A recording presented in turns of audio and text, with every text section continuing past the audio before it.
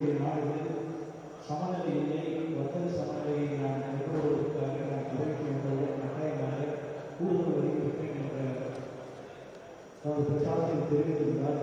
ஜனவரி 2025 சொல்லியிருந்தார். ஏப்ரல் மாதம் 1ஆம் தேதி லிபரேஷன் டே என்று அறிவித்து 190க்கும் அதிகமான நாடுகளுக்கு பல்வேறு சதவீதத்தின் அடிப்படையிலே வரியை விடுத்தார்.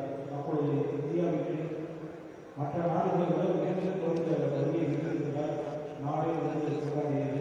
நமது நாட்டோடு பாரத பிரதமர் அவருடைய தனிப்பட்ட நட்பும் நமது நாட்டின் இன்றைய வளர்ச்சிக்கான இதற்கு வழிவகையை என்று கொண்டாடி கொண்டிருந்த வேலையில் தான் ஏற்றுமதி சமூகம் மொத்தமாக நாட்டில் மட்டுமல்ல அனைத்து உற்பத்தி சமூகம் உற்பத்தி செக்டார்ஸும் வந்து நல்லபடியாக அமெரிக்காவுக்கு வர்த்தகத்தை எப்படி பார்ப்போம் என்கின்ற கணக்கை செய்து கொண்டிருப்பதுதான் மற்ற நாடுகளெல்லாம் அமெரிக்காவுக்கு அடைந்து அவர்கள் திடீரென்று இந்தியா எங்களுடைய பேச்சுவார்த்தையில் ஒத்து வரவில்லை என்ற ஒரு அடிப்படையிலே 25% நான் உயர்த்துகிறேன்.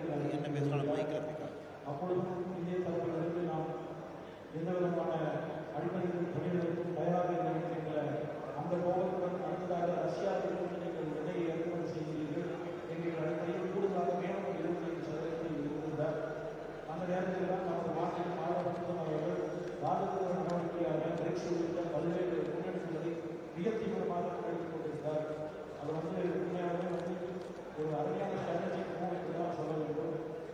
நாட்டின் நலனுக்கான முக்கியங்களுடைய டெக்ஸ்டைல் செக்டர் பாதிக்கிறது, கடல் சார்ந்த உணவு பாதிக்கிறது, இண்டஸ்ட்ரி பாதிக்கிறது, பால்வா செக்டர் பாதிக்கிறது பார்க்காம ஒரு நீண்ட காலத்தை தீர்வு தான் நமக்கு வேண்டும். தற்காலிக தீர்வு வேண்டாம் என்கிற அடிப்படையில் தொடர்ந்து பேச்சுவார்த்தை நடந்து கொண்டிருந்தது. ஒரு தினம் நமது வெளியுறவுத்துறை அமைச்சர் அவர்கள் பல்வேறு ஸ்ட்ராட்டஜிகளை வந்து மற்ற நாடுகள் எடுத்துக்கொண்டிருக்கிறது.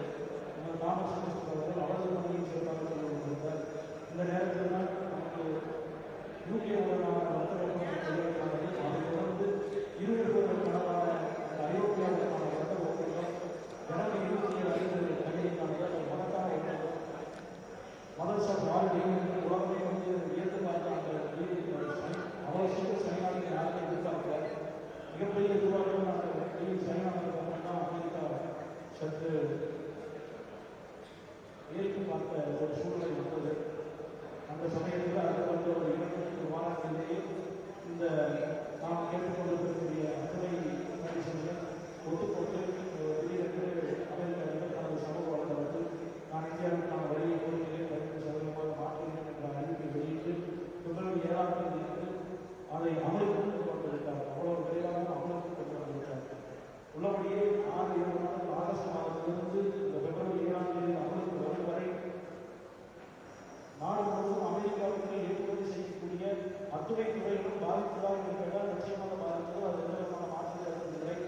மத்திய அரசாங்கம் பல்வேறு உதவிகளை நாங்கள் கேட்டுக்கொண்டிருந்தாலும் கூட அதை தாமதம் மேம்படுத்தது என்ற சிறு வருத்தம் என்பது இருந்ததை நான் இங்கே மறைத்து பேச விரும்பவில்லை. அப்படி ஒரு வருத்தம் இருந்ததால் என்னதான் செய்வது. ஆனால் நாடு என்று வரும்போது அனைவரும் நாடுதான் நிற்க வேண்டும், தொழில் 2வது பட்சத்தில் இருக்க வேண்டும் என்கின்ற அந்த அடிப்படையிலும் விவசாய நலன்களை நாம் காப்பாற்ற வேண்டும். விவசாயிகள் தான் கோவிட் காலத்தில் கூட அனைத்து முறையில் போது நமக்கெல்லாம் முதலமைச்சர்கள் அவர்களுடைய அந்த நன்றியோடு நாம் இருக்க வேண்டும் என்ற ஒரு காரணத்திற்காக தான் நமது மாநிலத்தில் பிரதமர் அவர்கள் களத்தை நாம் வளர்க்க வேண்டும் என்று பல்வேறு வேறு சந்தைகளை நோக்கி நாம் பயணித்துக் கொண்டிருக்கிறோம். அமெரிக்கா நினைக்கிறது நாம் இதை நிறுத்திவிட்டால் அங்கே ஒரு பெரிய ஒரு கலவரமான சூழ்நிலை தொழில் சார்ந்த உருவாகும். அதன் வாயிலாக இந்தியாவை நாம் வழங்கி கொண்டு வரலாம் என்ற ஒரு நினைவு இருந்தது அவர்களுக்கு. அந்த நினைவெல்லாம் தள்ளுபடியாக்கும் வகையில் இருக்கக்கூடிய தொழிலமைப்புகளும் சரி, தொழில் நிறுவனங்களும் சரி ஒத்துழைப்பு கொடுத்த காரணத்தினால் நாம் என்ன கேட்கமோ அதை அளவுவோம் அதையெல்லாம் ஒத்துக்கொண்டு இன்றைக்கு ஒரு மிகப்பெரிய ஒரு ஒப்பந்தத்தை கொடுத்திருக்கிறார்கள். மார்ச் மாதத்தில் வயநாடு சொல்லக்கூடிய அந்த இருதரப்பு ஒப்பந்தங்கள் கையெழுத்தாகும் பொழுது நிச்சயமாக நமது ஏற்றுமதி என்பது 2030 இரட்டிப்பாகும் என்கின்ற அந்த ஒரு நல்ல செய்தியோடு வரக்கூடிய காலகட்டங்களில் யூகேயோட ஒப்பந்தமும் அமலுக்கு வர இருக்கிறது. மார்ச் 2027 ஐரோப்பியோட ஒப்பந்தமும் கட்டாயமாக நமக்கு வந்து அமலுக்கு வர இருக்கிறது. இப்பொழுதே வந்து அங்கே இருக்கக்கூடிய பையரெல்லாம் வரலாம், யூரோப்பிய பையரெல்லாம் இங்கே தங்களோட அடிப்படை கட்டமைப்பை வலுப்படுத்த வேண்டும், இந்த ஃபேக்டரி கெப்பாசிட்டியாக ஜாஸ்தி பண்ணணும்னு சொல்லிட்டு நிறைய பண்ணியிருக்காங்க. இந்த நிதிநிலை அறிக்கையிலும் தொழிலுக்காக நீண்ட கால திட்டங்களாக பல்வேறு திட்டங்களை அறிவித்திருக்கின்றார்கள். அந்த வகையிலே இந்த நிதிநிலை அறிக்கையையும் ஏற்றுமதி அரசாங்கம் வரவேற்று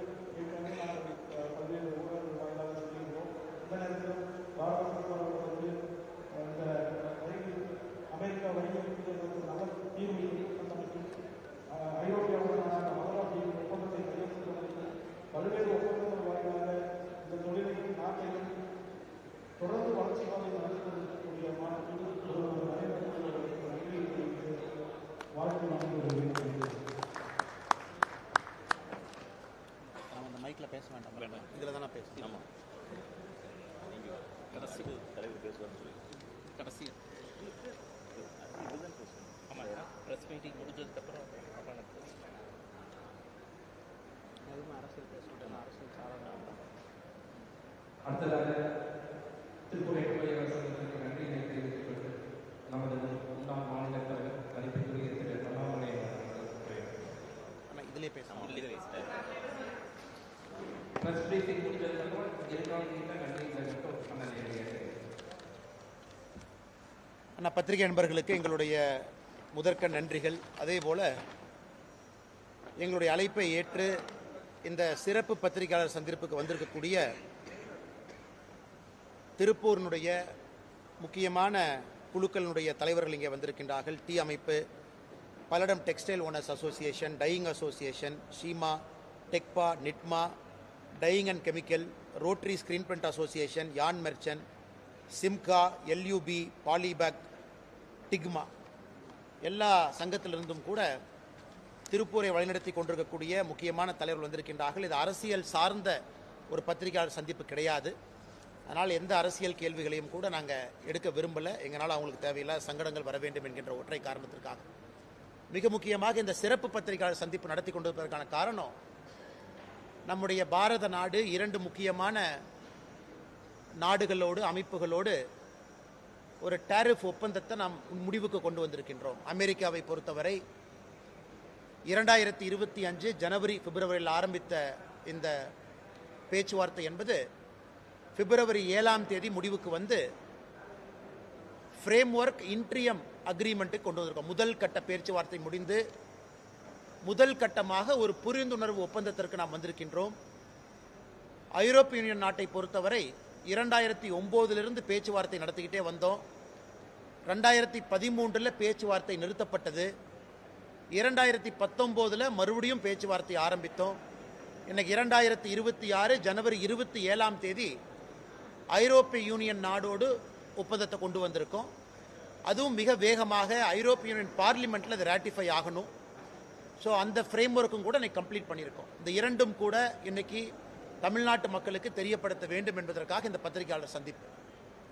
இன்னைக்கு அமெரிக்காவை பொறுத்தவரை $30 ட்ரில்லியன் இருக்கக்கூடிய ஒரு மிகப்பெரிய ஒரு நாடு. 27 நாடுகள் இருக்கக்கூடிய ஐரோப்பிய யூனியனை பொறுத்தவரை அது 23 ட்ரில்லியன் இருக்கக்கூடிய ஒரு நாடு. இன்னைக்கு இந்தியாவையும் ஐரோப்பிய யூனியன் சேர்த்துனா நம்ம 2 பேர் 27 ட்ரில்லியன், அமெரிக்கா மட்டும் தனியாக 30 ட்ரில்லியன். இன்னைக்கு பெரும் 15 FTA நம்ம கையெழுத்து போட்டிருந்தாலும் கூட, 15 ஃப்ரீ ட்ரேட் அக்ரிமெண்ட் நம்முடைய பாரத நாடு கையெழுத்து போட்டிருந்தாலும் கூட, மிடில் ஈஸ்ட்லேருந்து கொரியா, ஜப்பான், யூகேவோட காம்ப்ரிஹென்சிவ் எக்கனாமிக் ஃப்ரேம்வொர்க் அதுவும் பண்ணியிருக்கோம். இந்த இரண்டும் மிக மிக முக்கியமானது என்கின்ற காரணத்தினால இந்த இரண்டையும் உங்கள் முன்னால் இன்று பேசுகின்றோம். திருப்பூர்லேருந்து இன்னைக்கு சங்கங்கள் வந்திருக்கின்ற காரணத்தினால மிக முக்கியமாக இன்னைக்கு இந்த பகுதி திருப்பூரினுடைய வளர்ச்சி இன்னும் ஒரு 5 to 10 ஆண்டு காலகட்டத்தில் இங்க இருக்கக்கூடிய தலைவர்களுடைய தலைமையில் மிகப்பெரிய பரிமாணமான ஒரு வளர்ச்சி திருப்பூருக்கு நம்ம பார்க்க போறோம். சமீபத்தில் 10 fastest growing cities in the world 2035 முடியும் பொழுது உலகத்தினுடைய 10 வேகமாக வளரக்கூடிய நகரங்கள் எது அப்படிங்கிற பட்டியலை ஆக்ஸ்போர்ட் எக்கனாமிக்ஸ் போட்டிருந்தாங்க. இதில் ஆச்சரியம் என்னன்னா, அந்த 2018 2035 வரை வளரக்கூடிய வேகமான 10 நகரங்கள் 10 நம்முடைய நாட்டில் தான் இருக்கு. முதல் நகரம் சூரத், ஆக்ரா, பெங்களூரு, ஹைதராபாத், நாக்பூர், திருப்பூர், ராஜ்கோட், திருச்சிராப்பள்ளி, சென்னை, விஜயவாடா. அதில் திருப்பூர் நகரத்தை பொறுத்தவரை ஒரு ஆண்டும் கூட குறைந்தபட்சம் 8% வளர்ச்சி இருக்குன்னு சொல்றாங்க. 2035 முடியும் பொழுது உலகத்தினுடைய வேகமாக வளரக்கூடிய நகரத்தில் திருப்பூரினுடைய பட்டியல் 6லும், திருச்சிராப்பள்ளி 8லும், சென்னை 9லும் இருக்கும். அதாவது வேகமாக வளரக்கூடிய வளர்ச்சி. இதுக்கெல்லாம் மிகப்பெரிய அஸ்திவாரம் என்பது தொழில்துறை, பிசினஸ் மட்டும்தான். இன்னைக்கு திருப்பூர் மட்டுமே டெக்ஸ்டைல் அலைடு செக்டர்ஸ், ஒருங்கிணைந்த டெக்ஸ்டைல் இண்டஸ்ட்ரி கிட்டத்தட்ட 1 மில்லியனுக்கு மேற்பட்ட வேலை வாய்ப்பை உருவாக்குறாங்க. இந்த 2 ட்ரேட் ஒர்க் அக்ரிமெண்ட் நம்ம பார்க்கும் பொழுது 2030 இன்னும் 4 ஆண்டுகள் முடியும் பொழுது இன்னும் 50%, இன்னும் 5 லட்சம் பேர் திருப்பூரை ஒட்டி மட்டுமே அவர்களுக்கு எக்ஸ்ட்ரா வேலை வாய்ப்பு ஜென்ரேட் ஆகக்கூடிய ஒரு விஷயத்தை நம்ம பார்க்குறோம். 1 மில்லியன் 10 லட்சத்திலிருந்து 15 லட்சமாக இந்த வேலை வாய்ப்பு ஃபார்மல் எம்ப்ளாய்மெண்ட் உயரப்போகுது. அதே போல திருப்பூரினுடைய எக்ஸ்போர்ட் செக்டர் இன்னைக்கு 40,000 கோடி ரூபாய் ஏறத்தாழ இருக்கிறோம். டொமஸ்டிக் மார்க்கெட் 40,000 கோடி ரூபாய் இருக்கிறோம். மொத்தமாக திருப்பூரை பொறுத்தவரை 80,000 கோடி ரூபாய் இன்னைக்கு தொழில்துறை திருப்பூர் இருக்கு. அதில் அமெரிக்காவுக்கு மட்டுமே சராசரியாக ஒரு 13,000 கோடி ரூபாய்க்கு வர்த்தகம் செய்கிறோம். ஐரோப்பிய யூனியன், அங்க இருக்கக்கூடிய பிரிட்டன், யுனைடெட் கிங்டம் 2 பேர்த்தையும் சேர்த்தணும் அப்படின்னா அது கிட்டத்தட்ட ஒரு 18,000 19,000 கோடி.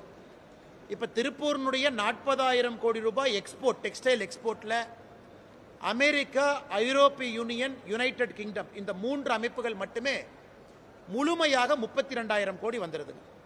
மிச்சம் 8,000 கோடி உலகம் முழுவதுமே ஒப்பந்தம் பண்றாங்க. இது மிக வேகமாக இரட்டிப்பாக போறதை நம்ம பார்க்கிறோம். இந்த 2 அக்ரிமெண்ட்னால என்ன லாபம்னு கேட்டீங்கன்னா, திருப்பூரினுடைய வளர்ச்சி, தொழில்துறையினுடைய வளர்ச்சி, இன்னும் நிறைய லட்சம் மக்களுக்கு வேலை வாய்ப்பு ஏற்படக்கூடிய ஒரு வாய்ப்பு. இன்னைக்கு அமெரிக்காவை மட்டும் நாம் எடுத்துக்கிட்டோம் அப்படின்னா, இன்னைக்கு அமெரிக்காவை பொறுத்தவரை நம்ம டெக்ஸ்டைல் செக்டர் அமெரிக்காவுக்கு மொத்தமாக இருக்கக்கூடிய $120 பில்லியன் மார்க்கெட்டில் இன்னைக்கு இந்தியாவுடைய கையில் $9.8 பில்லியன் தான் இருக்கு.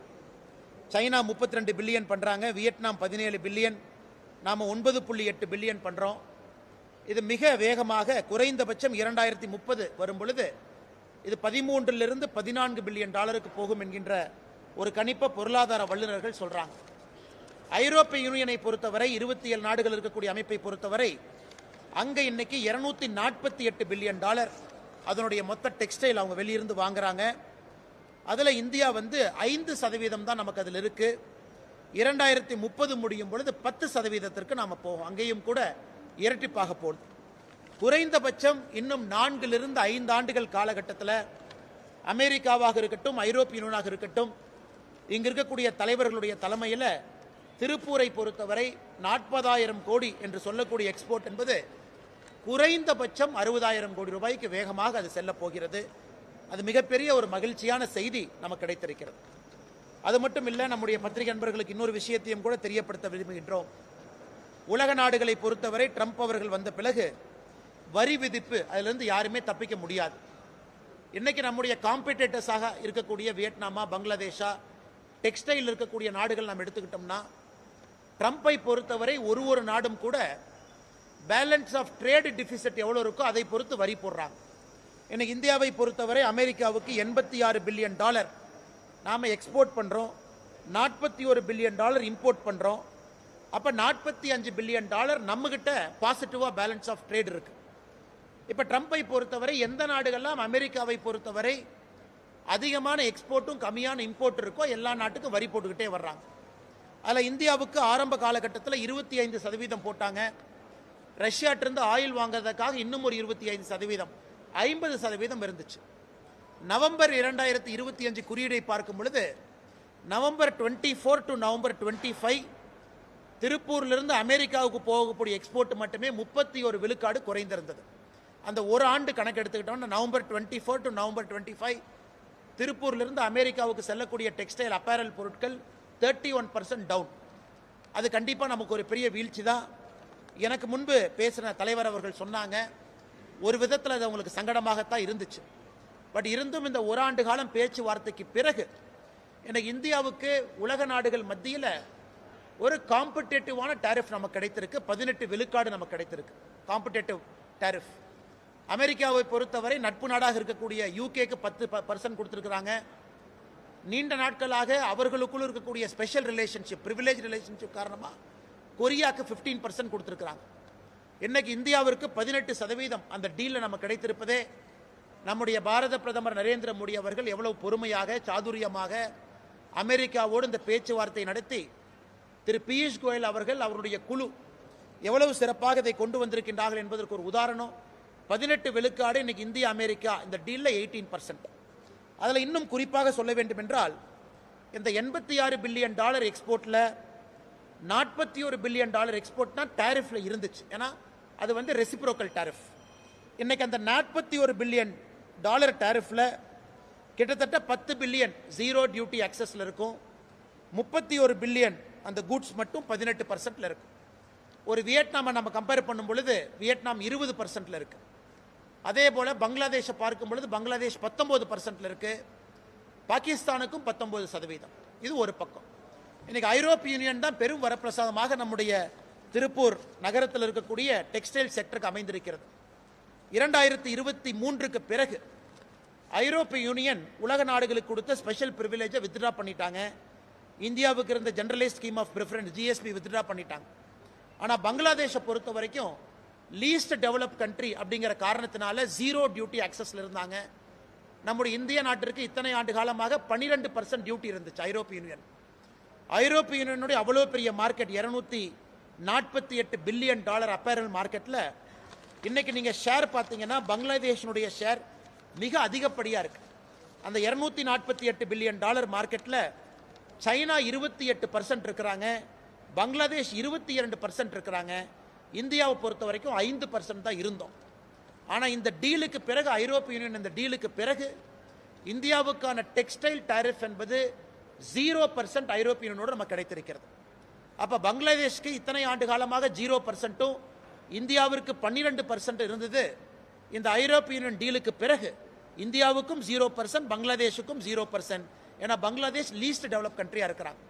அதனால் ஐரோப்பிய யூனியன் மார்க்கெட் நம்முடைய திருப்பூர் டெக்ஸ்டைல் இண்டஸ்ட்ரியில் இருக்கக்கூடிய எல்லோருக்குமே பெரிய அளவில் ஓப்பன் ஆகுது. வருகின்ற காலத்தில் நம்ம சொன்னது போல 40,000 கோடியிலிருந்து 60,000 கோடி ரூபாய்க்கு மிக வேகமாக முன்னேறுவார்கள் என்கின்ற முழு நம்பிக்கை நமக்கு இருக்கு. அது மட்டும் இல்லாமல் இன்னைக்கு டெக்ஸ்டைல் அண்ட் அப்பேரல் நாம் பார்க்கும் பொழுது நம்முடைய காம்படிட்டர் சைனாக்கு 35% டாரிஃப் அமெரிக்கா போட்டிருக்கிறாங்க, வியட்நாம் 20%, பங்களாதேஷ்க்கு 19%. அதே போல லெதர் அண்ட் ஃபுட்வேர் நம்முடைய காம்படிட்டர்ஸாக இருக்கக்கூடிய சைனாக்கு 35, வியட்நாம் 20, இந்தோனேஷியா 19, கம்போடியா 19. டாய்ஸ் அதிலும் இந்தியாவுக்கு 18, ஆனால் சைனா, வியட்நாம், இந்தோனேஷியா இன்னும் அதிகம். மிஷினரி அண்ட் பார்ட்ஸ் நமக்கு காம்படிட்டர்ஸாக இருக்கக்கூடிய நாடுகள் பார்த்தீங்கன்னா Malaysia 19, Thailand 19, Vietnam 20%. Home decker மிக முக்கியமான market, China 35, Vietnam 20, Malaysia 19%. Gems and jewellery Surat அந்த பகுதியெல்லாம் காம்படேட்டிவாக நமக்கு 18%, சைனா 35, சவுத் ஆப்பிரிக்கா 30, தாய்லாந்து 19. நம்முடைய காம்படேட்டர்ஸ் இன் ஈச் செக்மெண்ட். இன்னைக்கு எல்லா நாடுகளையும் விட ஒரு சிறந்த ஒரு டாரிஃப் டீல் நம்முடைய நாட்டுக்கு கிடைச்சிருக்கு. நிச்சயமாக வருகின்ற காலத்தில் மிக வேகமான வளர்ச்சி. இன்னைக்கு ஆக்ஸ்போர்ட் எக்கனாமிக்ஸ் சொல்றாங்க, மிக வேகமாக வளரக்கூடிய நாட்டில் மாநகரத்தில் 6வது இருக்கக்கூடிய திருப்பூர் இன்னும் வேகமாக இன்னும் விரைவாக வளரும் என்கின்ற முழு நம்பிக்கை எங்களுக்கு இருக்கு. அது மட்டும் இல்லை, பத்திரிகை நண்பர்களை பொறுத்தவரை இன்னைக்கு நமக்கு என்ன பெரிய ஒரு எக்ஸைட்மெண்ட்னாங்க, இன்னைக்கு திருப்பூர் வளரும் பொழுது, திருப்பூர் நகரம் வளரும் பொழுது, டெக்ஸ்டைல் வளரும் பொழுது வேஜஸும் காம்படேட்டிவாக வளரும். கொடுக்கக்கூடிய நிறைய பேர் 5 லட்சம் பேர் எக்ஸ்ட்ரா எம்ப்ளாய்மெண்ட்டுக்கு வர்றாங்க. இங்கே வரக்கூடிய எக்கானமி பெர்கலேட் ஆகும்.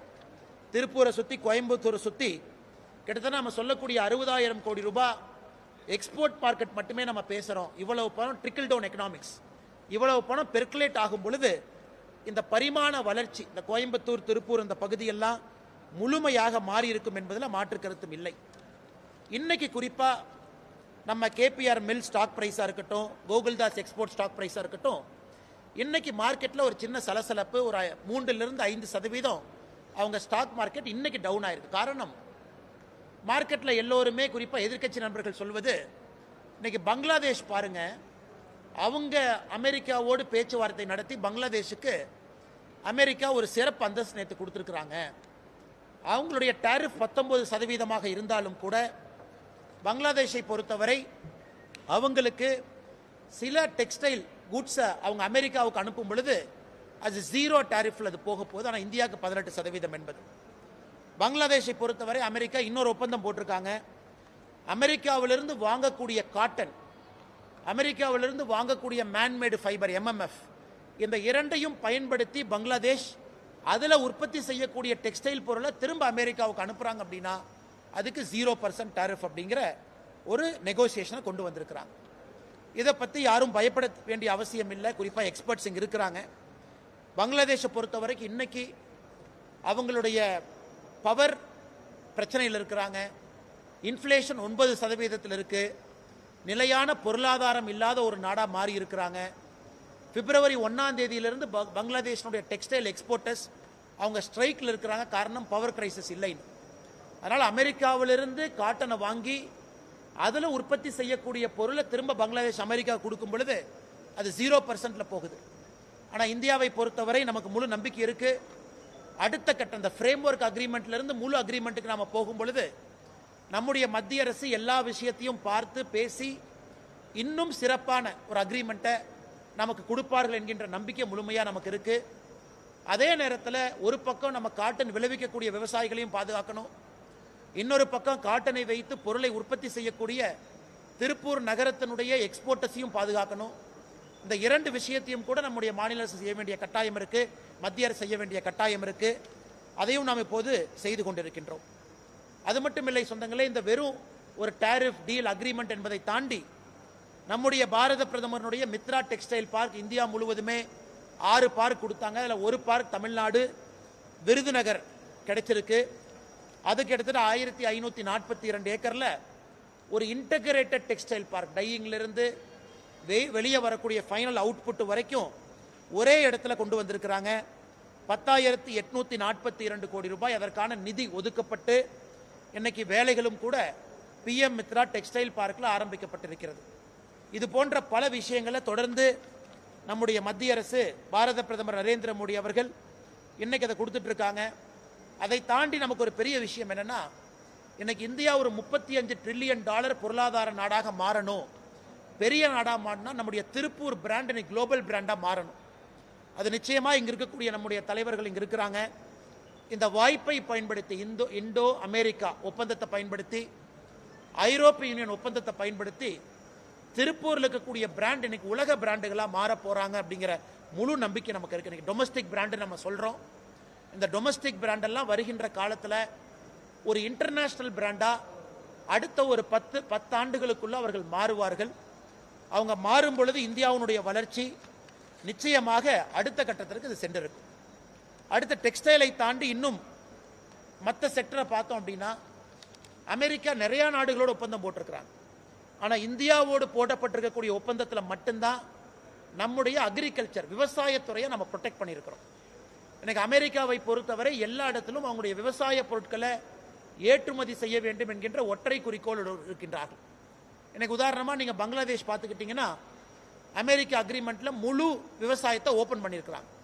ஆனால் இந்தியாவை பொறுத்தவரை இன்னைக்கு அமெரிக்க ஒப்பந்தத்தில் நம்முடைய விவசாயிகளுக்கு முக்கியமான பொருட்கள் எதையும் கூட நாம் இந்த டாரிஃப் டீலில் கொண்டு வரல. உதாரணத்திற்கு மீட்டு கொண்டு வரல, உதாரணத்திற்கு டைரி பால் சம்பந்தப்பட்ட எந்த பொருளும் கொண்டு வரல, உதாரணத்துக்கு இந்தியாவில் உற்பத்தி ஆகக்கூடிய பழங்கள் பனானா கொண்டு வரல, கிவி கொண்டு வரல, பப்பாயா கொண்டு வரல, சோயா பீன் அமெரிக்காவை பொறுத்தவரை உலகத்தில் அதிகமாக உற்பத்தி செய்யக்கூடிய ஒரு நாடு.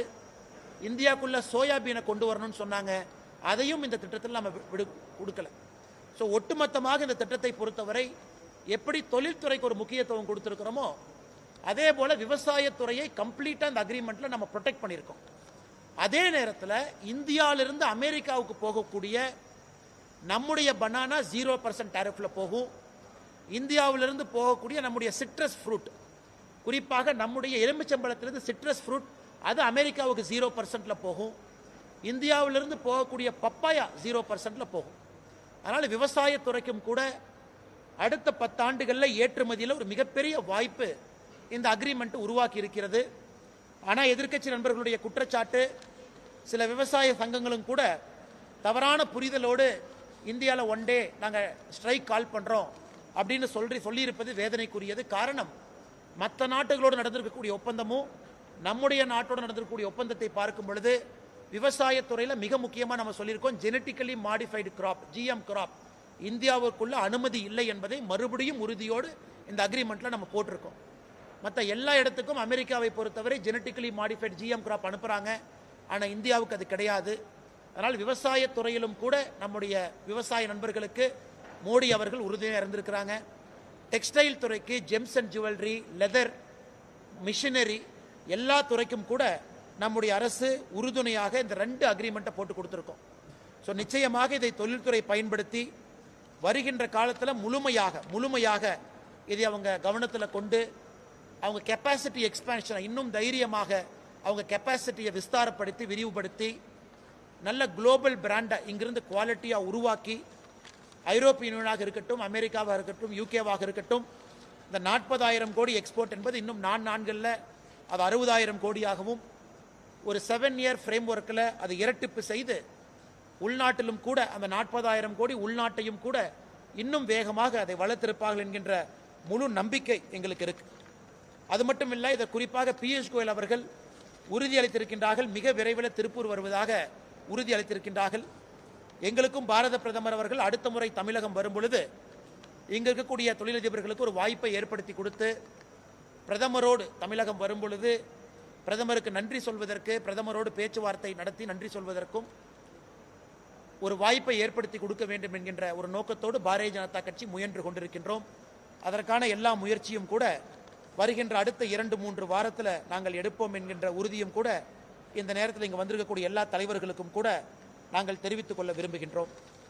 அருமை சொந்தங்களே, இது மட்டும் இல்லை, இன்னைக்கு இன்னும் அதிகப்படியாக நாம் போனோம் அப்படின்னா ஐரோப்பிய யூனியனை பொறுத்தவரை அடுத்த 10 ஆண்டுகளுக்கான டீலாக நம்ம பிரித்து கொண்டு வந்திருக்கோம். உதாரணத்துக்கு சிலது இம்மிடியட்டாக இன்னைக்கே 0% டாரிஃபில் வந்துடும். அடுத்த 10 ஆண்டுகளுக்குள்ள ஆட்டோமொபைல் செக்டார், இன்னைக்கு ஐரோப்பிய யூனியன்லேருந்து நம்ம இம்போர்ட் பண்ணக்கூடிய பென்ஸு, BMW அது போன்ற உயர்ந்த ரக கார்கள் இன்னைக்கு 130% வரியில் இருக்கு. அந்த கார் 100 ரூபா அப்படின்னா இந்தியாவில் 230 ரூபாய்க்கு தான் வாங்க முடியும். அது இம்மீடியட்டாக அது போன்ற ஹை எண்ட் கார்ஸ், அதாவது 15,000 யூரோக்கு மேலே இருக்கக்கூடிய காரெல்லாம் அடுத்த 10 ஆண்டுகளில் 0 டாரிஃபுக்கு வந்துடும். இம்மீடியட்டாக 130லிருந்து 35% வரி குறைச்சிருக்கிறோம். ஸோ இந்திய நாட்டில் இருக்கக்கூடிய டொமஸ்டிக் பிராண்ட், நம்முடைய local car 85% car below 15,000 euro இருக்கு. அவங்க இந்த டீலில் ப்ரொடெக்ட் ஆகிக்கிறாங்க, எந்த பிரச்சனையும் கிடையாது.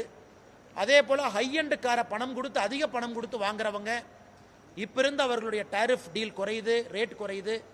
அடுத்த 10 ஆண்டுகளில் படிப்படியாக அது குறைஞ்சு ஒரு வருஷத்துக்கும் 2,50,000 கார் அப்படிங்கிற ஒரு கோட்டா சிஸ்டத்தையும் கூட கொண்டு வந்து நம்முடைய ஆட்டோமொபைல் செக்டரை ஒரு பக்கம் ப்ரொடெக்ட் பண்ணியிருக்கிறோம். இன்னொரு பக்கம் நல்ல உயர் ரக கார் யாருக்கு வேணும்னு நினைக்கிறாங்களோ அவர்களுக்கு வாங்குவதற்கான வாய்ப்பையும் கூட நாம் ஏற்படுத்தி கொடுத்திருக்கின்றோம். அது மட்டும் இல்லை, home textile floor covering Karur, Erode போன்ற நகரத்திலிருந்து கார்பெட், பெட்ஷீட் இதெல்லாம் கூட நாம் அனுப்பிக்கிட்டு இருக்கோம். அது நேரடியாக ஐரோப்பிய யூனியனில் இன்னைக்கு பாகிஸ்தான், டர்க்கி, வியட்நாம் இவங்கெல்லாம் நம்மகிட்ட போட்டி போடுறாங்க.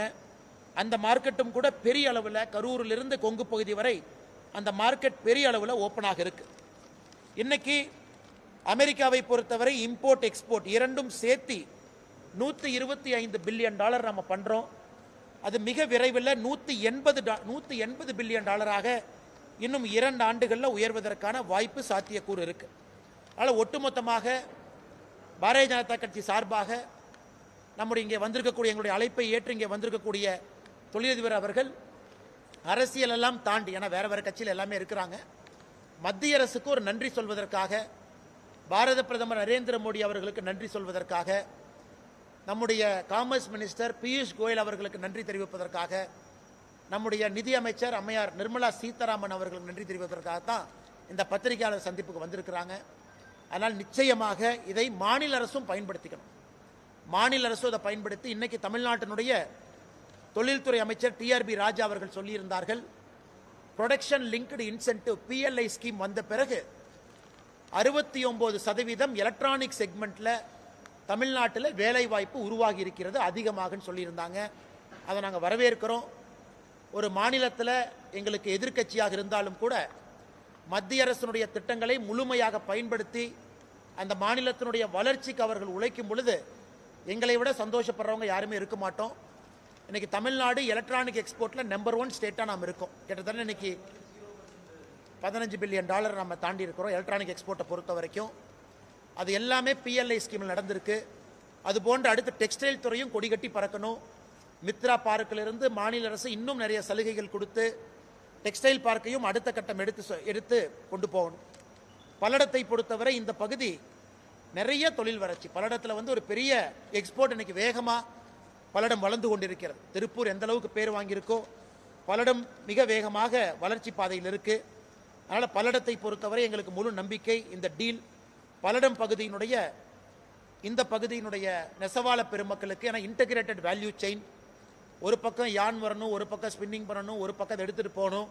மொத்தம் இந்த இன்டகிரேட்டட் வேல்யூ செயின் இந்த பகுதி சோமனூரில் ஆரம்பித்து பல்லடம் வரை மொத்தமாக இந்த இன்டகிரேட்டட் வேல்யூ செயின் எல்லோருக்குமே இதனுடைய முழு பெனிஃபிட் கிடைக்கும் என்கின்ற முழு நம்பிக்கை எங்களுக்கு இருக்குது. அதனால் எங்களுடைய அழைப்பை ஏற்று இங்கே வந்த எல்லா திருப்பூர் பல்லடம் பகுதியினுடைய அசோசியேஷனுடைய தலைவர்களுக்கு எங்களுடைய நெஞ்சார்ந்த நன்றியை தெரிவித்துக் கொள்வதோடு மட்டுமல்லாமல் இந்த ஓராண்டு காலமாக பொறுமையாக இருந்ததுக்காக நன்றியும் தெரிவிச்சுக்கிறோம். மிக பொறுமையாக இருந்தாங்க. அவங்க ப்ராஃபிட் மார்ஜினை குறைச்சிக்கிட்டாங்க. கஸ்டமரை விடக்கூடாது என்கின்ற ஒற்றை காரணத்திற்காக நிறைய எக்ஸ்போர்ட் யூனிட் அதை லாஸுக்கு கூட கொடுக்க ஆரம்பித்தாங்க. ஆனால் அவங்களுக்கு முழு நம்பிக்கை இருந்துச்சு, நம்முடைய அரசு மிக வேகமாக நமக்கு ஒரு நல்ல ஒப்பந்தத்தை கொடுப்பாங்கிற நம்பிக்கை அவங்களுக்கு இருந்துச்சு. அதனால் பொறுமையாக இருந்த எல்லா திருப்பூர் இந்த பகுதியினுடைய எல்லா சங்கத்தினுடைய தலைவர்களுக்கும் இந்த நேரத்தில் எங்களுடைய நெஞ்சார்ந்த நன்றிகளையும் வணக்கத்தையும் தெரிவித்துக் கொள்கின்றோம். அதே நேரத்தில் பத்திரிகை நண்பர்களுக்கு இது சம்பந்தமான கேள்விகள் இருந்தால் கேள்விகளுங்கன்னா பதில் சொல்றோம். நன்றிங்க.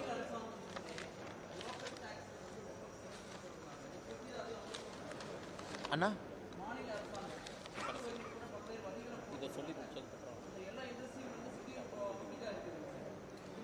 அண்ணா, ஏன்னா இதில் நிறைய தலைவர்களோடு இருக்கிறாங்கன்னா அரசியல் கேள்விகளை தவிர்க்கிறேங்கன்னா நம்ம பேசுவோம். பழனி இருக்குது, நாளை கோயம்புத்தூரில் பேசுவோங்கன்னா ஒரே பதில் என்னென்னா, மாநில அரசை பொறுத்தவரை ஈடு கொடுத்து அவர்களும் நல்ல ஒரு காம்படேட்டிவ் என்விரான்மெண்ட்டை உருவாக்க வேண்டும் என்பது எங்களுடைய வேண்டுகோள்.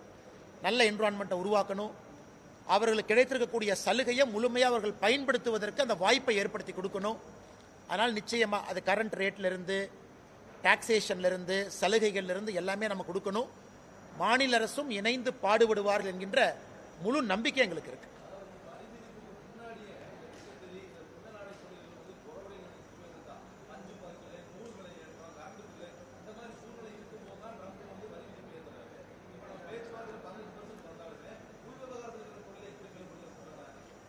நான் அந்த இன்டகிரேட்டட் வேல்யூ செயின் அப்படின்னு நம்ம சொன்னோங்கன்னா, அன்றைக்கி ஒரு எக்ஸ்போர்ட்டு, ஒரு நிட்டட் நாம் அனுப்புகிறோம், இங்கிருந்து நாம் ஒரு பொருள் அனுப்புகிறோம், ஒரு டெக்ஸ்டைல் பொருள் அனுப்புகிறோன்னா அது திருப்பூரில் இருக்கக்கூடிய யூனிட் மட்டும் பயன்பட போகிறதில்ல, பல்லடத்தில் இருக்கக்கூடிய யூனிட் மட்டும் பயன்பட போகிறதில்ல. இங்கே இருக்கக்கூடிய நெசவாள பெருமக்கள் எல்லாமே முழு இன்டகிரேட்டட் வேல்யூ செயின் பயன்பட போகிறாங்க. ஏன்னா ஒரு பக்கம் மக்க நெய்யணும், ஒரு பக்கம் நூல் வரும் பொழுது அதை ஸ்பின் பண்ணணும், அதிலிருந்து யான் எல்லாத்துக்குமே இன்னைக்கு இதில் முழுமையாக, ஏன்னா அவங்களுக்கு ஒரு தண்ணி வரும் பொழுது மொத்தமாக எல்லாத்தையும் உயர்த்துவது போல இந்த பகுதி முழுவதுமே உயர்ந்து அடுத்த கட்டத்திற்கு போகும் என்கின்ற நம்பிக்கை எங்களுக்கு இருக்கு. அதே நேரத்தில் ஸ்ட்ரக்சரல் ப்ராப்ளம் நிறைய இருக்கு. அந்த ஸ்ட்ரக்சரல் ப்ராப்ளம் என்பது வரி விதிப்பிலிருந்து, எலக்ட்ரிசிட்டி சார்ஜிலிருந்து ஸ்ட்ரக்சரல் ப்ராப்ளம் இருக்கு. அதுவும் வருகின்ற காலத்தில் கொஞ்சம் கொஞ்சமாக களையப்படும் என்கின்ற முழு நம்பிக்கை இருக்கு. அதனால மெயினாக அந்த பெசிமிசம், இந்த ஓராண்டு காலமாக பெசிமிசம், ஒரு பயம், அடுத்த கட்டம் செல்வோமா என்கின்ற ஒரு தடுமாற்றம், அதெல்லாம் இந்த ஒரு மாத காலத்தில், குறிப்பாக ஜனவரி 27ஆம் தேதி இந்தியா யூரோப்பியன் யூனியன் டீல், பிப்ரவரி 7ஆம் தேதி அமெரிக்காவோடு நாம் போட்டிருக்கக்கூடிய ஒப்பந்தம், இந்த ரெண்டும் சேர்ந்து நிச்சயமாக ஒரு பாசிட்டிவிட்டியை கொடுத்துருக்கு. அதான் எங்களுக்கு மிகப்பெரிய சந்தோஷம். நம்முடைய முரளிதர் மகோல் அவர்கள், மத்திய இணையமைச்சர் கோஆபரேட்டிவ் செக்டார், அவங்க முன்தினம் உங்களை சந்திச்சுட்டு போயிருக்கிறாங்க. அவங்க அடுத்த 2 மாத காலம் தமிழகத்தினுடைய இந்த பகுதியினுடைய கோஆபரேட்டிவ்ஸ்க்கு சிறப்பு கவனம் கொடுக்க போறாங்க. அது மட்டும் இல்லை, திரு அமித்ஷாஜி அவர்கள் இந்த துறையினுடைய அமைச்சராக இருக்கின்ற காரணத்தினால அவர்களோடு ஒரு சிறப்பு சந்திப்பையும் கூட பல்லடம் இந்த பகுதியினுடைய கோஆபரேட்டிவ்ஸ் இருக்கக்கூடிய தலைவர்களை மிக விரைவில் டெல்லிக்கு கூட்டிட்டு போய் ஒரு சந்திப்பை ஏற்படுத்த போவதாக நேற்று உறுதியளித்திருக்கின்றார்கள். அதனால் ஒட்டுமொத்தமாக பார்க்கும் பொழுது பிரச்சனை இருக்கு, இல்லை என்று சொல்லவில்லை. அந்த பிரச்சனையை கொஞ்சம் கொஞ்சமாக களைவோம். அதே நேரத்தில் இது மிகப்பெரிய ஒரு பாசிட்டிவ் அக்ரிமெண்ட். திருப்பூருக்கு அந்த திறமை இருக்கு. ஃபீனிக்ஸ் பறவையை போல ஒரு வறட்சியாக இருந்த ஒரு பகுதியில் கடந்த 30 ஆண்டு காலமாக 1984க்கு பிறகு 40 ஆண்டு காலத்தில் ஒரு பெரிய ஒரு சாம்ராஜ்யத்தை உருவாக்கி இருக்கிறாங்க இருக்கக்கூடிய நண்பர்கள். அது இன்னும் வேகமாக, இன்னும் விரைவாக மாற்றுவார்கள் என்கின்ற முழு நம்பிக்கை இருக்கு. அதான் உங்களுக்கு நான் படிச்சு காமிச்சேன். உலகத்தினுடைய 10 வேகமாக வளரக்கூடிய நகரத்தில் திருப்பூர் 6வது இடத்துல இருக்கு. சாதாரண வேலை இல்லைங்க. இப்ப இருந்து 2035 வரைக்கும் ஒரு வருஷமும் 8.36% வளர்ச்சி இருக்கு, குரோத். அதை நீங்க கம்பவுண்ட் பண்ணி பாருங்க. ஆனால் இன்னைக்கு திருப்பூர், கோயம்புத்தூர் இந்த பகுதியில் யார் இருக்கிறாங்களோ மிகப்பெரிய அட்வான்டேஜ் அவங்களுக்கு காத்திருக்கு. அதை முழுமையாக பயன்படுத்துவார்கள் நம்பிக்கை எங்களுக்கு இருக்கு.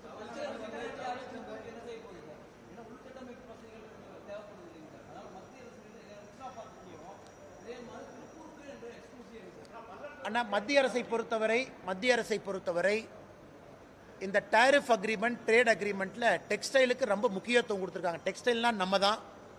ஏன்னா கிட்டத்தட்ட இந்தியாவுடைய அந்தந்த கேட்டகரியில் 55% 80% ப்ரொடக்ஷன் நாம தான் பண்றோம். அது டிஃப்ரெண்ட் கேட்டகரிஸ் ஆஃப் அப்பேரல். இன்னைக்கு இவ்வளவு நமக்கு ப்ரொடெக்ட் பண்ணி கொடுத்துருக்காங்க, அது பெரிய விஷயம். அதே போல் ஐரோப்பியன் யூனியன் மார்க்கெட்டை ஓப்பன் பண்ணி கொடுத்துருக்காங்க, பெரிய விஷயம். மித்ரா பார்க்கை பொறுத்தவரை நாம் தமிழகத்திற்கு என்று சொன்னோம். ஆனால் திமுக அரசு அவங்க டிசைட் பண்ணாங்க அதை எங்க கொண்டு போகணும். சில பேர் சேலம் பக்கத்தில் வேணும்னு கேட்டாங்க, சில பேர் பல்லடத்துக்கே வேணும்னு கேட்டாங்க. அதை தொழில்துறை அமைச்சர், முதலமைச்சர் அவர்கள் விருதுநகரை கொண்டு போகணும் முயற்சி பண்ணி கொண்டு போயிருக்கிறாங்க. ஆனால் மத்திய அரசை பொறுத்தவரை எப்பொழுதும் ஓரவஞ்சனையாக யாருக்கும் செயல்படல. இன்னும் திருப்பூர் அடுத்த கட்டம் செல்லணும், இன்னும் வேகமாக செல்ல வேண்டும் என்று தான் மத்திய அரசு விரும்புகிறாங்க. காரணம், டெக்ஸ்டைல் துறை மட்டும்தான் இந்தியாவில் மிக அதிகமான டைரக்ட் எம்ப்ளாய்மெண்ட்டை கொடுக்க முடியும். நம்ம என்னதான் பேசினாலும் கூட டெக்ஸ்டைல் செக்டரில் கொடுக்கக்கூடிய டைரக்ட் எம்ப்ளாய்மெண்ட்டை வேற எந்த துறையும் மேட்ச் பண்ண முடியாது, இன்க்ளூடிங் மேனுஃபேக்சரிங். அது டெக்ஸ்டைலை பொறுத்த வரைக்கும் உடனடியாக கொடுக்க முடியும்.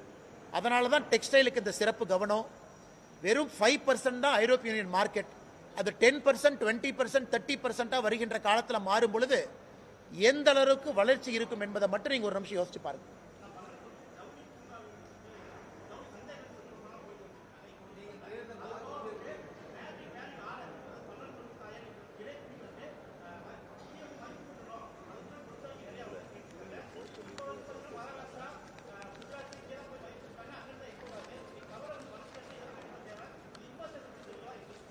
அண்ணா, இன்னைக்கு இந்த அமெரிக்காவோட இந்த 18% டாரிஃப் டீல் சொன்னதுல சில்க்குக்கு வந்து 0%. அந்த 18% டாரிஃப் டீல் இருக்கக்கூடியதுல சில்க்குக்கு வந்து 0%. அது ஒரு பெரிய வாய்ப்பு நமக்கு. ஆனால் குறிப்பாக சில்க்குக்கு அதிக முக்கியத்துவம் நம்ம கொடுக்கணும் இந்த பகுதியை பொறுத்தவரை. அதற்கான எல்லா முயற்சியும் நம்ம எடுக்கிறோம். குறிப்பா முரளிதர் முகுல் அவங்க வந்ததே கோஆபரேட்டிவ்ஸை பலப்படுத்தாம அடுத்த கட்டம் நாம் செல்ல முடியாது என்கின்ற நோக்கம். அதனால் அவங்க ஒரு நாள் சுற்றுப்பயணம் பண்ணி ஞாயிற்றுக்கிழமை அன்னைக்கு கோஆபரேட்டிவ் செக்டரோட பேசிட்டு போயிருக்கிறாங்க. அமித்ஷாஜியோடு ஒரு மீட்டிங்கை ஏற்படுத்த போறாங்க. ஏன்னா அவர் தான் கோஆபரேட்டிவ் துறையினுடைய அமைச்சர். அதனால் நியாயமான கேள்விங்கன்னா, இதற்கான ஒரு ஜவுளி பூங்காவை நம்ம உருவாக்க வேண்டிய கட்டாயம் நமக்கு இருக்கு. ஒரு டெக்ஸ்டைல் பார்க் அங்கே போயிருச்சு. இன்னைக்கு வந்து விருதுநகரில் இருக்கு, 6ல் 1 அங்கே போயிருக்கு, 5 டிஃப்ரெண்ட் பார்ட்ஸ் ஆஃப் இந்தியா. அடுத்த கட்டம் இந்த பகுதியை மையப்படுத்தி ஒரு ஜவுளி பூங்காவை கொண்டு வருவதற்கான எல்லா முயற்சியும் நாங்கள் எடுத்துக்கிட்டே தான் இருக்கோம். குறிப்பாக 2020 ஸ்டாப் ஆகிருக்கக்கூடிய அந்த சப்சிடி பேஸ்ட் எஸ்டிபி அதையும் திரும்ப கொண்டு வருவதற்கான முயற்சி எடுக்கிறோம். தொடர்ந்து நாங்கள் செய்து கொண்டே தான் இருக்கின்றோம். அடுத்து அடிப்படை கட்டமைப்பை பொறுத்தவரை இன்னைக்கு நம்முடைய திருப்பூரை பொறுத்தவரைக்கும் ஒரு பெரிய சேலஞ்ச் அவங்களுக்கு. இங்க உற்பத்தி ஆகக்கூடிய கூட்ஸை எப்படி வெளியே கொண்டு போறது அப்படிங்கிற சேலஞ்ச் அவங்களுக்கு. ஏன்னா பெரும்பாலும் அது கப்பல் மூலமாக தான் போக முடியும். இன்னைக்கு அந்த டிரான்ஸ்ஷிப்மெண்ட் போர்ட் கொழும்புல தான் இந்த பகுதியினுடைய டிரான்ஸ்ஷிப்மெண்ட் போர்ட் இருந்துச்சு. இன்னைக்கு கேரளாவுடைய விலிஞ்சம்ல ஒரு மிகப்பெரிய டிரான்ஸ்ஷிப்மெண்ட் போர்ட்டை நாம் உருவாக்கி இருக்கிறோம். இந்த பகுதி, இந்த ஏசியா ரீஜனுடைய மிகப்பெரிய போர்ட், அது இன்னைக்கு நம்முடைய திருப்பூர் நேரடியாக ஓப்பன் ஆகுது. யூரோப், அமெரிக்கா நேரடியாக கப்பல் மூலமாக கொண்டு போகலாம்.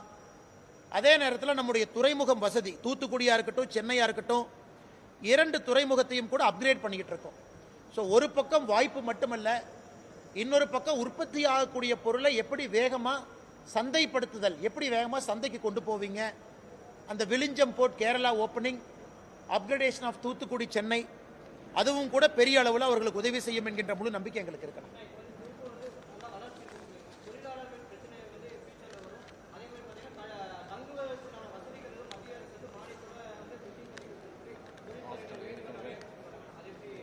ஆனால் அது ஆல்ரெடி பேச ஆரம்பிச்சிருக்கிறாங்கன்னா, நெக்ஸ்ட் லெவல் ஆஃப் குரோத்தை பொறுத்த வரைக்கும் இன்னைக்கு தொழிலாளர்களுடைய நலனுக்கும் முக்கியத்துவம் கொடுக்கணும்.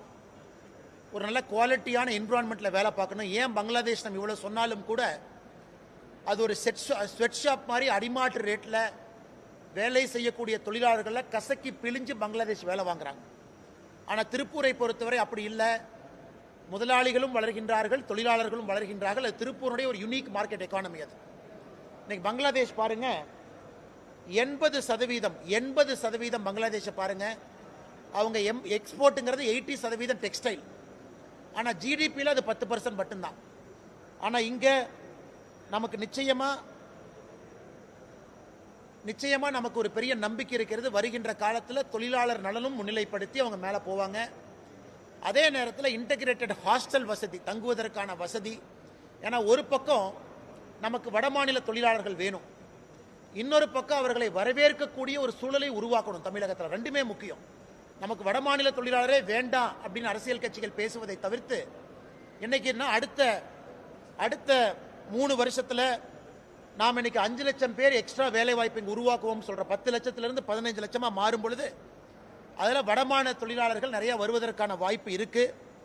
அதனால் இன்னைக்கு நாம தொழிலாளர்களுக்கு தேவையான ஹாஸ்டல் அது மானியத்தோட யூனியன் கவர்மெண்ட் அவங்க ஒரு டிராஃப்ட் பேப்பர் ரிலீஸ் பண்ணியிருக்காங்க.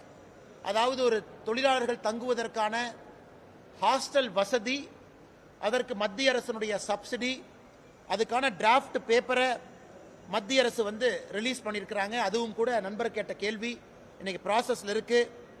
நிறைய ஆட்டோமேட்டட் மிஷின்ஸ்க்கு மானியம் கொடுக்குறாங்க. புதிய டெக்ஸ்டைல் ரக மிஷினுக்கு மானியம் கொடுக்குறாங்க. அதுவும் கூட ஒரு நல்ல விஷயம். உங்கள்கிட்ட பேசி கொண்டிருக்கும் பொழுதே நம்முடைய பியூஷ் கோயல்ஜி அவர் அலுவலகத்திலிருந்து ஒரு மெசேஜ் அனுப்பிச்சிருக்கிறாங்க. நாளைக்கு டெல்லியில் திருப்பூர்னுடைய தொழில் சங்கத்தினுடைய தலைவர்களை புதுடெல்லியில் பியூஷ் கோயல் அவர்கள் நாளைக்கு சந்திக்க இருக்கிறாங்க. நாளைக்கு டெல்லியில் இந்த மீட்டிங் நடக்குது. இந்த ட்ரேடு டீலை பற்றி ஃபீட்பேக் அவங்க என்ன நினைக்கிறாங்க, இன்னும் இம்ப்ரூவ் பண்ணுறதுக்கு ஸ்கோப் இருக்கா அப்படின்னு நாங்கள் ஆரம்பத்தில் சொன்னோம், முயற்சி எடுக்கிறோம்னு. இப்போவே பியூஷ் கோயல் அவர்கள் நாளைக்கு டெல்லியில் சந்திக்க இருக்கிறாங்க. அதுவும் வரவேற்கக்கூடிய ஒரு விஷயம். அது மட்டும் இல்லை, இன்னைக்கு இந்த யூனியன் பட்ஜெட் இந்த ஆண்டு 2026-27க்கான யூனியன் பட்ஜெட்டில் 5 யூனிவர்சிட்டி ஸ்கில்லிங் யூனிவர்சிட்டி அனௌன்ஸ் பண்ணியிருக்கிறாங்க. அதில் நிச்சயமாக 1 தமிழகத்திற்கு வரணும்னு நாங்கள் முயற்சி பண்ணுவோம்.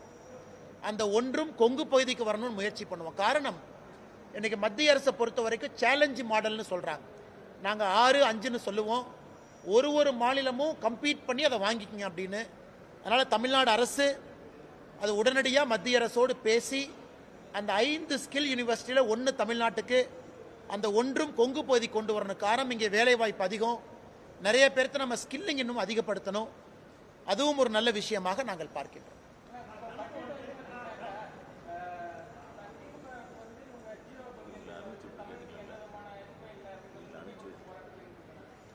அண்ணா, நீங்கள் ஒரே நிமிஷம் இருந்தீங்கன்னா நம்ம தொழில்துறைக்கு நன்றி சொல்லிட்டு அவங்க போனதுக்கப்புறம் நீங்கள் கேட்குற கேள்விக்கு பதில் சொல்கிறோம். சரிங்கண்ணா. ஏன்னா அவங்க அரசியல் கேள்விக்கு பதில் சொல்லி அவங்க சங்கடப்பட்டாங்கன்னா தப்பாக போயிருங்க.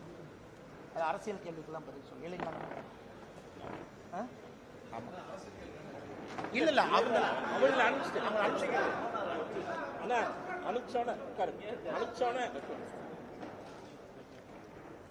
அனைத்து துறையினர்களும் இந்த நேரத்தில் எங்களது நன்றிகளை தெரிவித்துக் கொள்கிறோம். திருப்பூர் எக்ஸ்போர்ட்டர்ஸ் அசோசியேஷன் அவர்களுக்கும், பல்லடம் டெக்ஸ்டைல் ஓனர்கள் அனைவருக்கும், அதே மாதிரி டையிங் அசோசியேஷன், டெக்மா போன்ற அனைத்து அமைப்புகளுக்கும் இந்த நேரத்தில் எங்களது நன்றிகளை தெரிவித்துக் கொள்கின்றோம். நன்றிங்கண்ணா.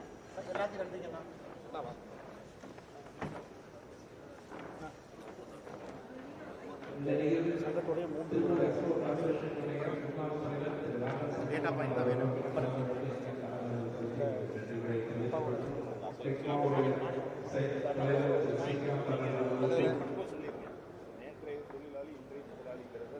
திருப்பூருடைய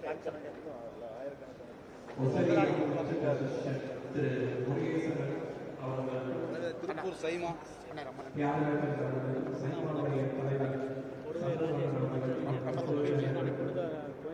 சரி சரிங்க, எடுத்து பாருங்கண்ணா. லாஸ்ட் டைமே கொடுப்போம். ஆமாங்க, ரொம்ப முக்கியமான நேரத்தில் நான் கையில் எடுக்கிறோம். ரொம்ப சரி சரிங்க சார், பார்த்து போயிட்டு வாங்க. பத்திரம்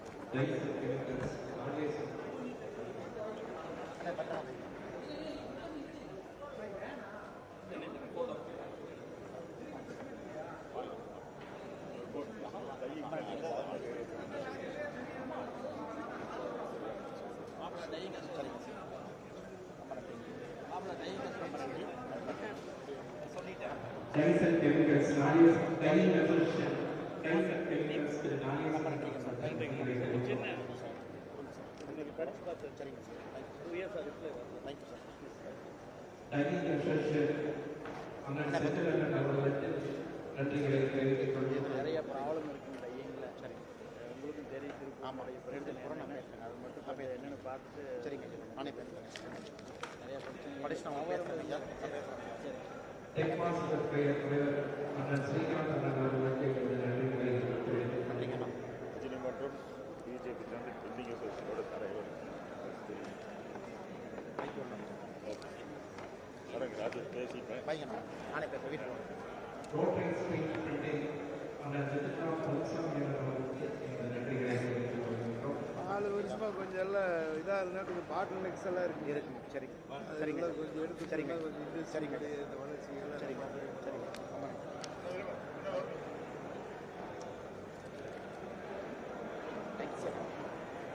அண்ணா ஒரு 5 நிமிஷம் அமைதியாக இருந்தாங்கன்னா ப்ரெஸ் மீட் கட்டிடுவாங்க.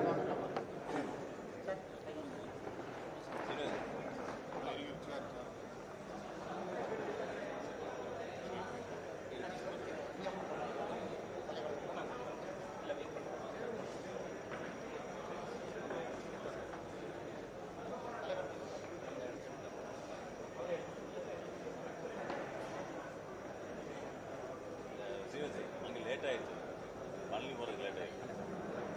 எங்கே உட்காந்துண்ணா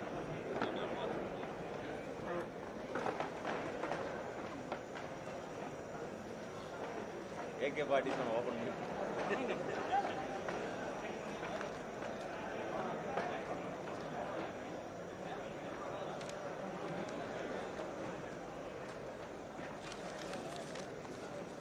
அதை கையில் வச்சு தேவையான டேட்டா அதில் இருக்கு.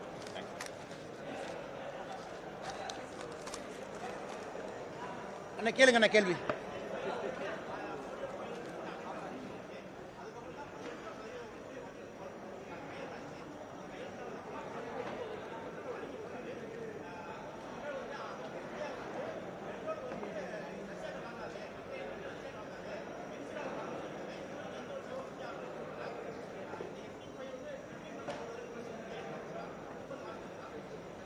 அண்ணே, நம்முடைய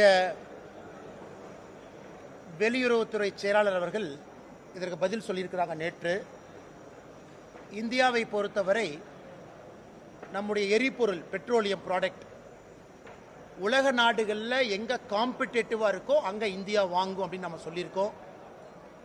இதுதான் மத்திய அரசினுடைய அதிகாரப்பூர்வமான பதில். ஏன்னா பியூஷ் கோயல் அவர்கள் பத்திரிகையாளர் சந்திப்பில் இதே கேள்வியை கேட்ட பொழுது ட்ரேடு என்னுடைய இலாக்கா, நான் பதில் சொல்லிட்டேன், அதை வெளியுறவுத்துறை தான் சொல்ல வேண்டும் என்று சொல்லியிருந்தார்கள்.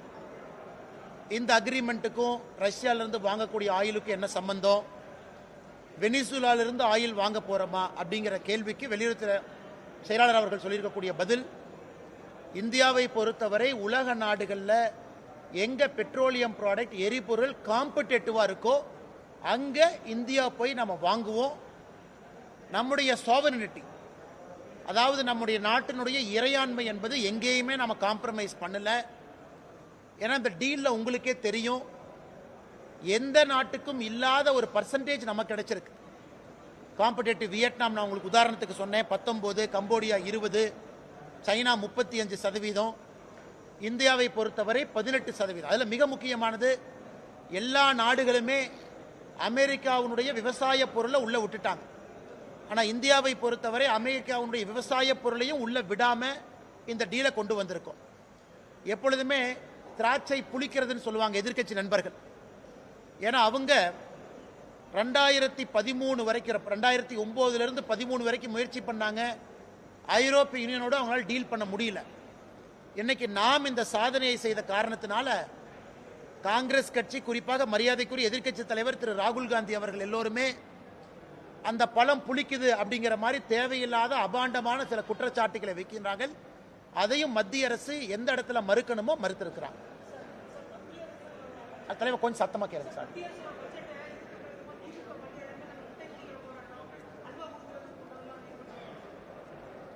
ஆனால் மத்திய அரசை பொறுத்தவரை நம்ம எல்லா இடத்துலையுமே பட்ஜெட்டை பற்றி நம்ம பேசிக்கிட்டு இருக்கோம். பத்திரிகையாளர் சந்திப்பு திருப்பூரில் முரளிதர் மகோல் அவங்க கிட்ட பேசினாங்க. இன்னைக்கு தமிழகத்திற்கு என்னெல்லாம் கொடுத்துருக்கோங்கிறது நம்ம பட்டியல் போட்டிருக்கோம்.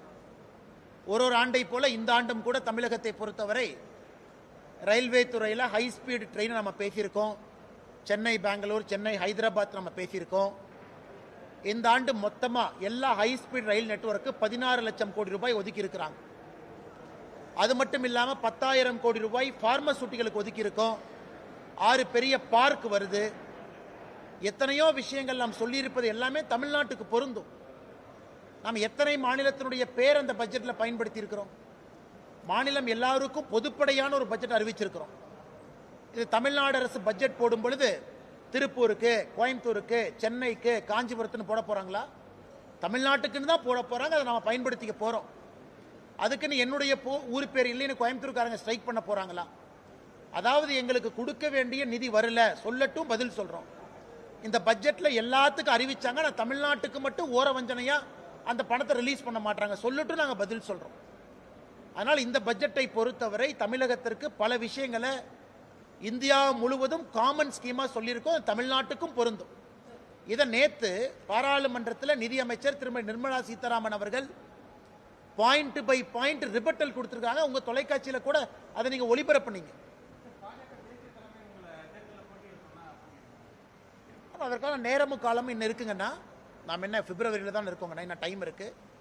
அந்த நேரம் காலம் வரும் பொழுது தேர்தலை பத்தி பேசுவோங்கண்ணா.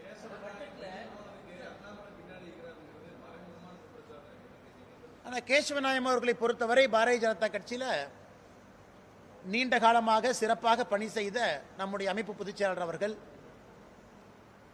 நிறைய தேர்தலை சந்திச்சிருக்கிறாங்க.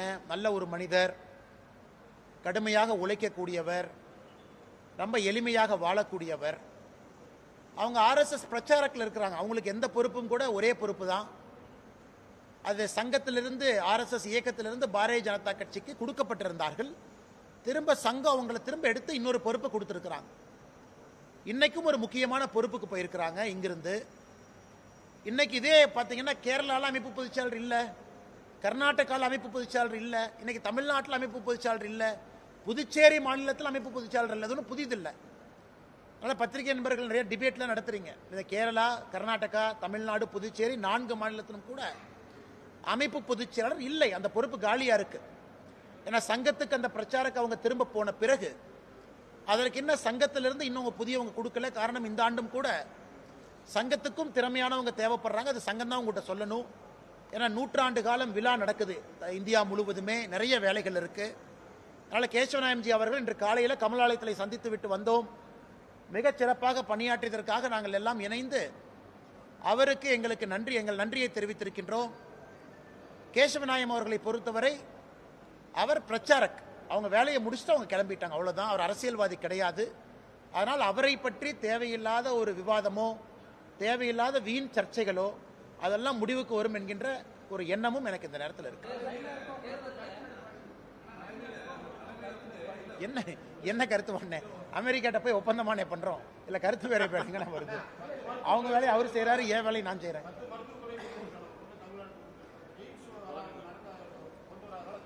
அண்ணா இல்லைங்க அண்ணா, எய்ம்ஸ் உங்களுக்கு மிக தீவிரமா சொல்லிட்டோம்னா எல்லாமே 11 மருத்துவக் கல்லூரி மட்டுமல்ல, இன்னைக்கு இந்தியாவில் அதிகப்படியான அரசு மருத்துவக் கல்லூரி இருக்கக்கூடிய ஒரு மாநிலமும் தமிழகம் தான்.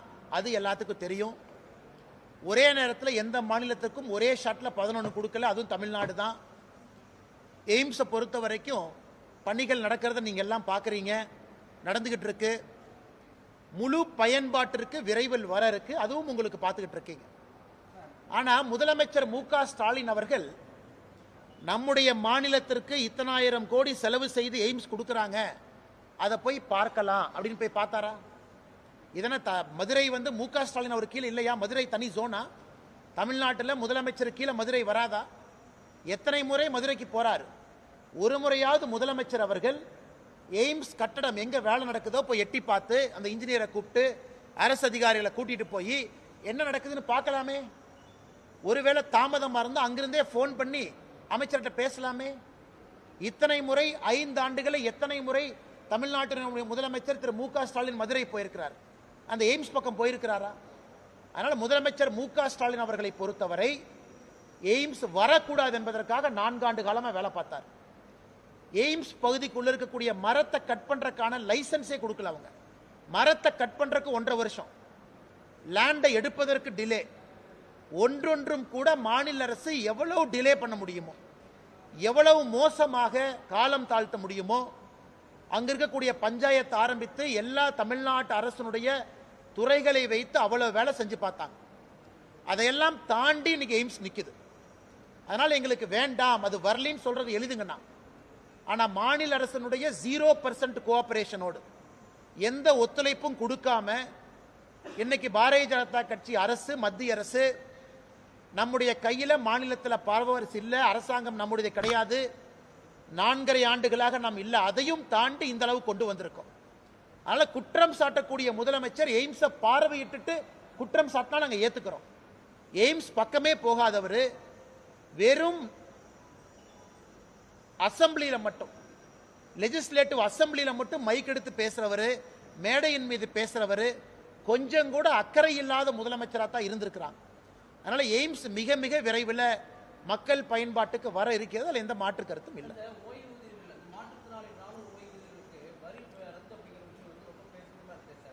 ஆனா இன்னைக்கு ராணுவத்தை பொறுத்தவரை சூப்பர் அனுவேஷன், ஒரு பணியில சேர்ந்து சூப்பர் அனுவேஷன் ஆகியிருக்கிறவங்க அதன் பிறகு டாக்ஸ் கட்டுறாங்க, வருமான வரி கட்டுறாங்க. இன்னைக்கு ராணுவத்தில் சேர்ந்து இடையில அவங்களுக்கு இன்ஜுரி ஆயிருச்சு அப்படின்னா அவங்களுக்கு 2 ப்ராசஸ் இருக்கு. ஒன்று, இன்ஜுரி ஆன பிறகு ராணுவத்திலேயே கண்டினியூ பண்றது, இன்ஜுரி ஆன பிறகு ராணுவத்திலிருந்து வெளியே வந்துடுறது. இன்னைக்கு நீங்க கேட்கிற கேள்வி என்னன்னா, இன்ஜுரி ஆன பிறகு ராணுவத்திலேயே கண்டினியூ ஆகி ரிட்டையர் ஆனவங்களுடைய பணத்துக்கு இன்னைக்கு வருமான வரி போட்டிருக்காங்க அப்படிங்கிறது உங்களுடைய கேள்வி. ஆனா இன்ஜுரி ஆகி ராணுவத்திலிருந்து வெளியே வந்தவங்களுக்கு வாங்கக்கூடிய பென்ஷனுக்கு வருமான வரி கிடையாது, அதுக்கு எதுவுமே வருமான வரி இல்லை. அதனால் இது பல இடத்துல நிறைய பேர் கோரிக்கை வச்சிருக்கிறாங்க, மத்திய அரசினுடைய கவனத்துக்கு போயிருக்கு. மத்திய அரசு எல்லாத்தையும் பார்த்துட்டு தான் ஒரு முடிவு எடுத்திருக்கிறாங்க. ஏன்னா ராணுவத்தை பொறுத்த வரைக்கும் வெல்ஃபேர் அசோசியேஷன் நிறைய இருக்கு, அவளுடைய பிரச்சனையை எப்பொழுதுமே மத்திய அரசு காது கொடுத்து அதிக முக்கியத்துவம் கொடுத்து கேட்பாங்க. அதனால் நல்ல தீர்வு மிக விரைவில் அவங்களுக்கு கிடைக்குங்கிற நம்பிக்கை எனக்கு இருக்கு. இல்ல இல்ல, ஆனா என்டிஏவுடைய கூட்டணி இன்னும் விஸ்தாரமாகிக் கொண்டிருக்கிறது, விரிவாகிக் கொண்டிருக்கிறது. ஆனால் வருகின்ற காலத்தில் இன்னும் நிறைய நாட்கள் இருக்கு. கூட்டணியில் சேராத கட்சிகளும் வேகமாக ஒரு நல்ல முடிவெடுத்து திராவிட முன்னேற்ற கழகத்தை வீழ்த்துவதற்கு தேசிய ஜனநாயக கூட்டணியோடு இணைவார்கள் என்கின்ற முழு நம்பிக்கை எங்களுக்கு இருக்கு.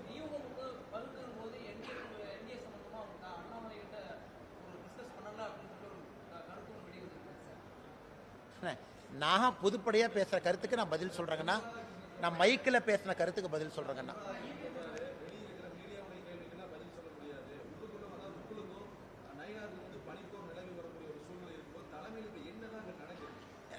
பனிப்போர், கோல்டு வார், ஹாட் வார் அதெல்லாம் ஒன்றும் கிடையாதுங்கண்ணா. நான் எல்லா இன்னைக்கு பாருங்க, எங்கள் பத்திரிகை அந்த மாவட்ட தலைவர் அவங்க, பொதுச்செயலர் அவங்க, அண்ணா இங்கே வந்து இந்த டீலை பற்றி பேசுகிறோம், நாங்கள் பேசுகிறோம். நேராக இங்கிருந்து பழனி போய் பழனியில் மாவட்டமாக அறிவிக்க சொல்லக்கூடிய போராட்டத்தில் பங்கேற்கிறேன். கட்சி வேலை தான் செய்கிறேன், சொல்லக்கூடிய வேலையெல்லாம் செய்கிறேன். ஆனால் பத்திரிகை நண்பர்களுக்கும் கூட என்னுடைய அன்பான வேண்டுகோள், இந்த தேர்தல் காலம்ங்கிறனால நீங்களும் ரொம்ப சுறுசுறுப்பாக இருக்கிறீங்க. எப்பவுமே பத்திரிகை நண்பர்கள் சுறுசுறுப்பாக தான் இருப்பீங்க. தேர்தல் காலத்தில் இன்னும் சுறுசுறுப்பாக இருப்பீங்க. செய்தி சேகரிக்கணும், நிறைய கமெண்ட் வேணும், ஃபீட்பேக் வேணும், பைட் வேணும். அதனால் இன்னும் 40 நாள் இருக்கலண்ணா. எல்லா கேள்விக்கும் இன்றைக்கே பதில் சொல்ல வச்சிட்டிங்கன்னா அடுத்த 40 நாட்கள் எப்படி உங்களுக்கு சுவாரஸ்யமாக கொண்டு போவீங்க? கடைசி கேள்வி எடுத்துக்கலாம்ண்ணா. அண்ணா நான் மறுபடியும் சொல்லுங்கண்ணா.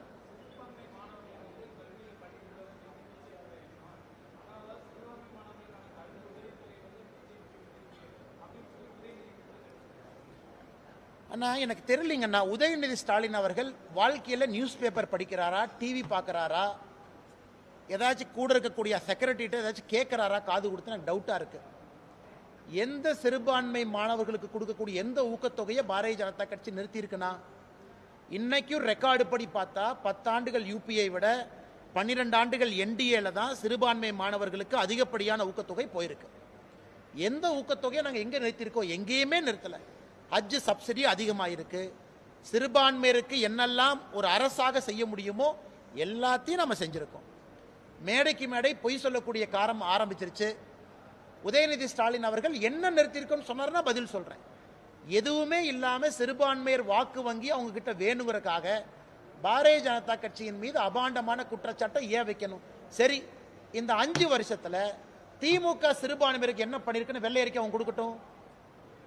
5 ஆண்டுகள்ல சிறுபான்மையர் சிறுபான்மையர் சிறுபான்மையர்னு கூரை மேல இருந்து முதலமைச்சர் கத்துறாங்க.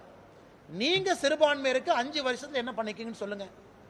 அதே நேரத்தில் பெரும்பான்மை சமுதாயமாக இருக்கக்கூடிய இந்து சமுதாயம் உட்பட பெரும்பான்மை சமுதாயத்திற்கு என்ன பண்ணிருக்கீங்கன்னு சொல்லுங்க. யாருக்கும் எதுவுமே செய்யல. ஆனா சிறுபான்மை வாக்குக்காக வெறும் பொய்யையும் புரளியும் மட்டும் கிளப்பக்கூடிய ஒரு வேலையைத்தான் உதயநிதி ஸ்டாலின் செய்யறார். நன்றிங்க. டீயும் காஃபி எப்படி நான் ஒண்ணா ஆத்துறது?